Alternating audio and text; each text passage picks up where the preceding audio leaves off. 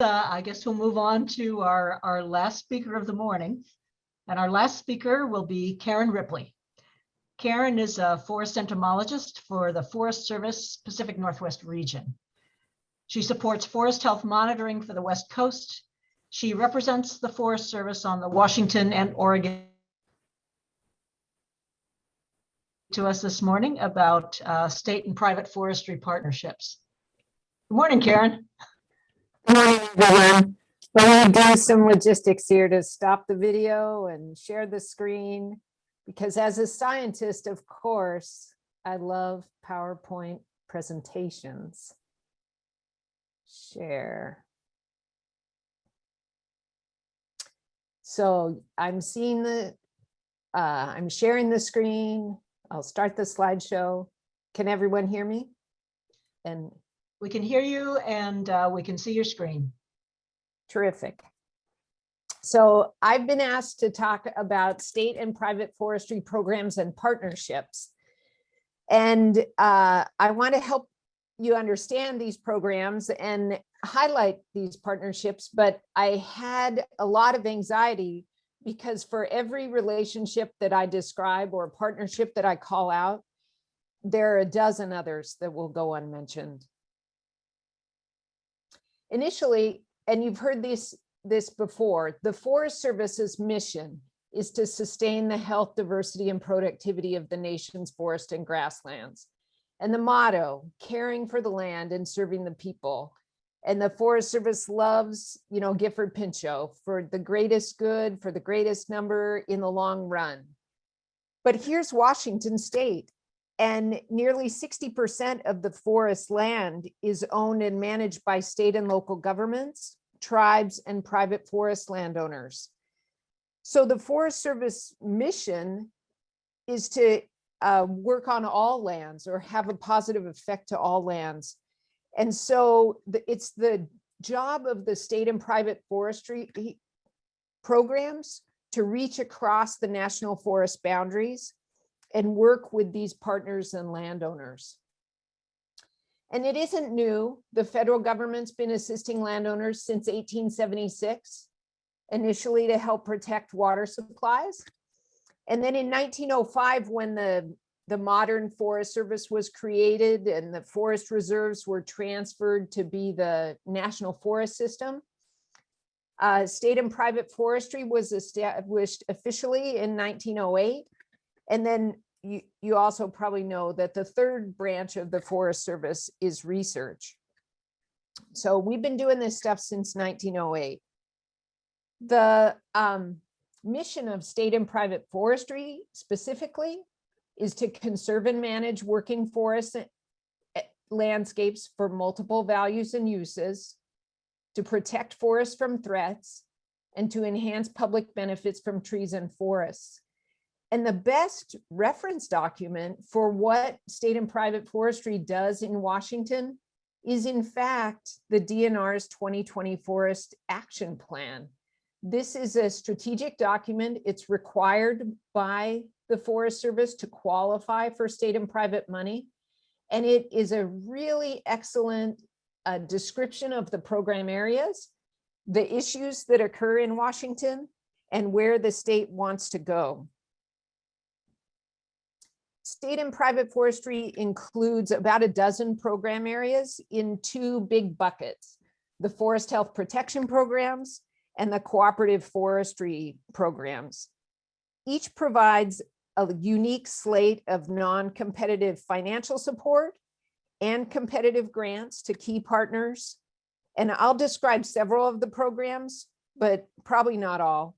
I'll just try to highlight the work that they do. Of course, I'll start with forest health protection because that's where my heart is.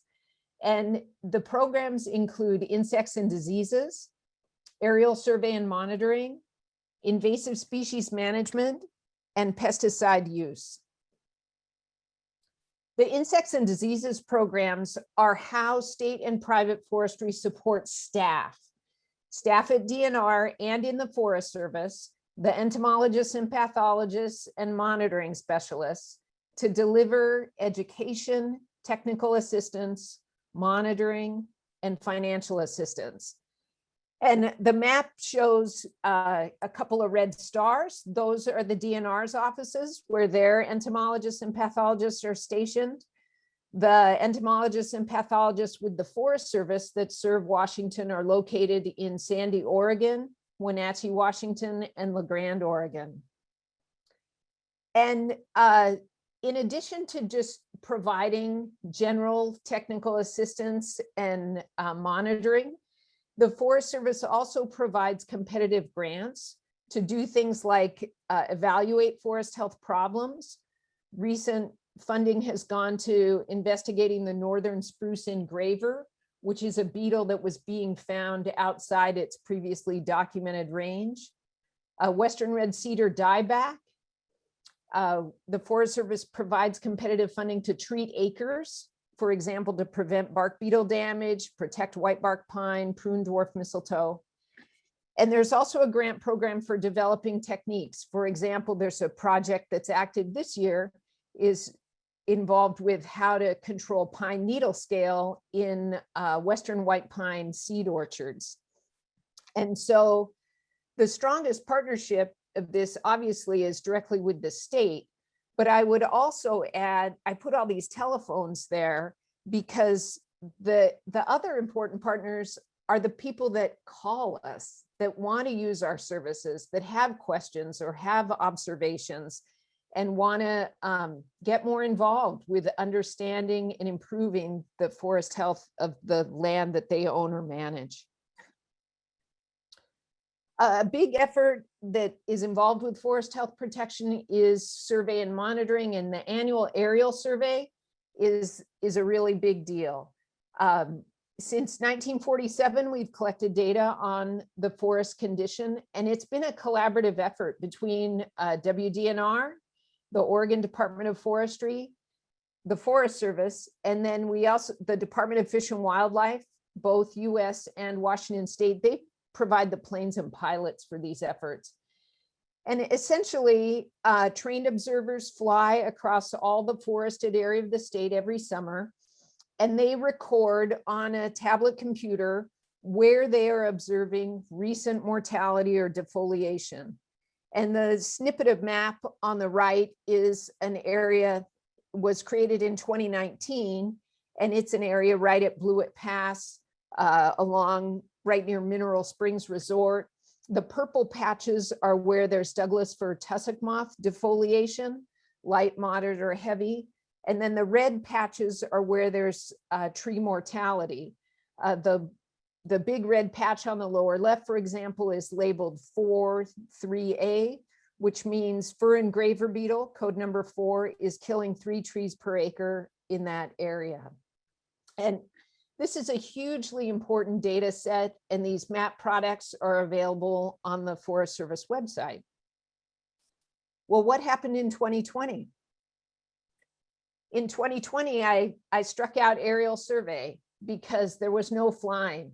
We couldn't work in such a confined area as a small airplane together, not knowing what was going on with COVID.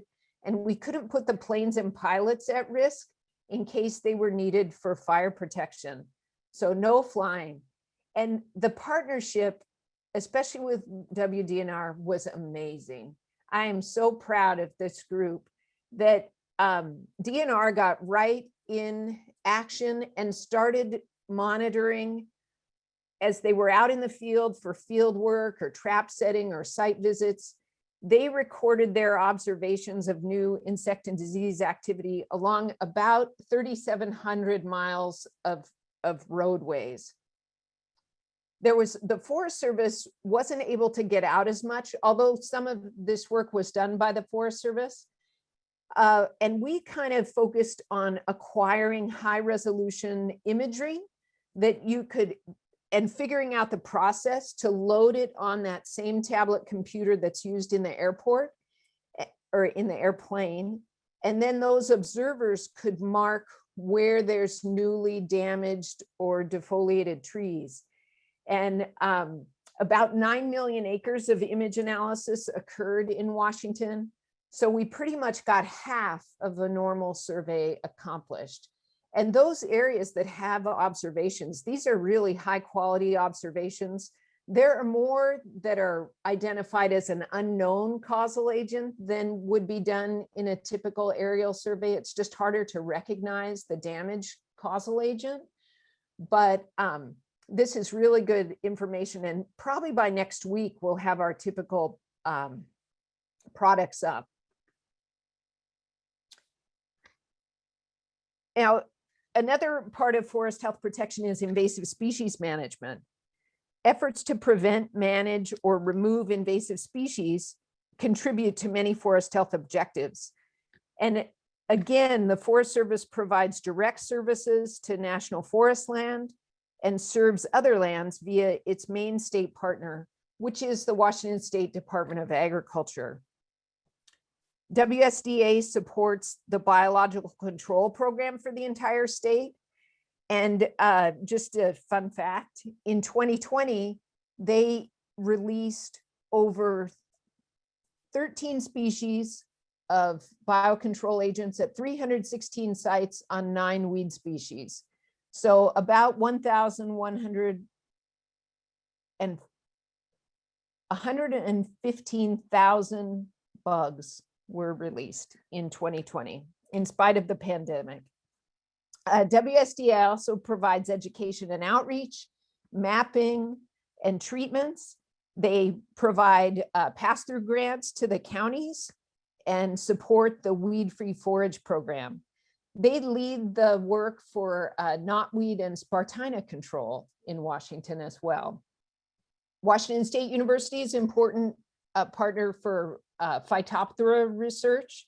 Phytophthora are really aggressive root diseases. And I also wanted to highlight a couple of communication partners related to invasive species. The Washington Invasive Species Council coordinates 22 member organizations, and they just do a terrific job sharing information and experience and activities about invasive species. The picture shows my phone with the app that you could use to report a sighting of any taxa of invasive species, an animal, an insect, a disease, a plant. And another organization I want to call out is the DNR's Urban and Community Forestry Program. You know, a lot of the nation has really gotten alert to forest invasive species because of the emerald ash borer. This is the chestnut blight of our time, and it's invasive insect introduced accidentally from Asia, and it's wiping out many different ash species across the country. It hasn't been found in Washington yet, but Oregon ash are native sort of forest wetland species, and many species of ash that are planted in urban forests are at terribly high risk. And so the DNR's Urban and Community Forestry Program has been the lead on creating what's called an Urban Forest Pest Readiness Playbook. And it's alerted their clients, which are city governments and municipal governments, about what they need to do to be ready to have identified people, communication networks, and activities that will be useful when, not if, but when the next invasive species is observed. The other bucket of state and private forestry programs is called cooperative forestry. And I've mentioned DNR's urban and community forestry programs. A couple of the pictures on the top right are the oldest Tree City USAs in Washington State. The top one is Ellensburg, Washington, and then there's Longview, Washington. They've both been enrolled in that program that helps communities understand and protect their urban forest infrastructure and tree canopy. And this DNR's program is also very innovative in its recent emphasis on providing equity in its services for communities all across the state. The series of pictures on the bottom illustrate some of the forest stewardship program.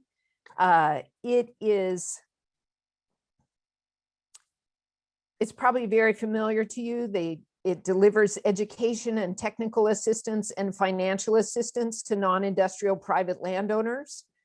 The photos show recognition that's been given to the Edge Creek Farm and Ken Bevis, stewardship troubadour and wildlife biologist. I also have the Washington State University and NRCS logos down there.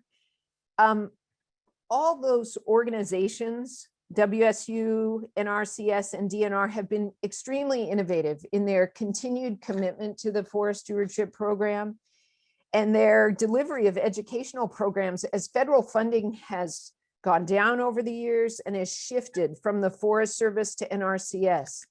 And as DNR's forest health cost share grants have joined the mix.